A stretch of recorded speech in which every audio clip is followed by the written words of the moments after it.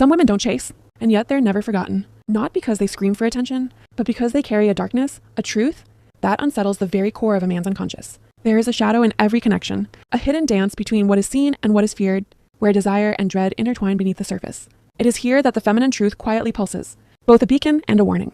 In the labyrinth of the psyche, the woman embodies the anima, not just the tender muse, but the fierce, enigmatic force that confronts a man's ego with his own fractured reflection. He does not always recognize her, for she speaks in silence, in moments of withdrawal, in the space where words fall away. She is not merely a partner in his story, but a catalyst for his shadow work. She holds up a mirror to the parts of him he refuses to see, the unresolved wounds, the restless longing, the deep ache for wholeness that terrorizes his ego. This is the first truth. She is wild because she demands a reckoning, not of her, but of himself. And when he cannot face what stares back, he flees, confused by the intensity he cannot tame. Picture a man walking along a narrow path at dusk, each step cautious, weighted by the fear of what lurks in the shadows. The woman, like the moon's pale glow, illuminates what he hides. Her presence unsettles the calm he clings to, stirring a storm beneath his carefully crafted facade. She moves with a magnetism born from her own acceptance, not the desperate hunger of need, but the serene strength of self-possession. Her emotional self-worth is a fortress, not impenetrable by walls of ego, but open in its refusal to be diminished. Yet this allure is double-edged. It beckons him close, only to retreat into mystery,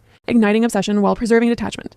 This is not cruelty, but the paradox of feminine power, to be desired, but not owned. Here lies the second truth. She is not a refuge from his chaos, but a challenge to it. Her silence is a language, a subtle provocation that unmoors him from certainty, forcing him to confront his own emotional shadows. Attachment becomes a battleground, where his fears of abandonment clash with her insistence on autonomy. In the crucible of this tension, the ego either expands toward growth or contracts into withdrawal. He chases, then pulls away, torn between the lure of the feminine mystery and the terror of his own emotional depth. The third truth is woven into the fabric of trauma, not hers, but his. The echoes of past wounds shape the way he perceives her presence. Her strength threatens to awaken old fears. Fear of rejection, fear of being unworthy, fear of losing control. And so the dance continues, his projection of inadequacy onto her shadow, her embodiment of what he cannot possess, his flight into detachment, her quiet reclamation of self. She knows this dance intimately, yet does not become ensnared. Her power lies in the stoic,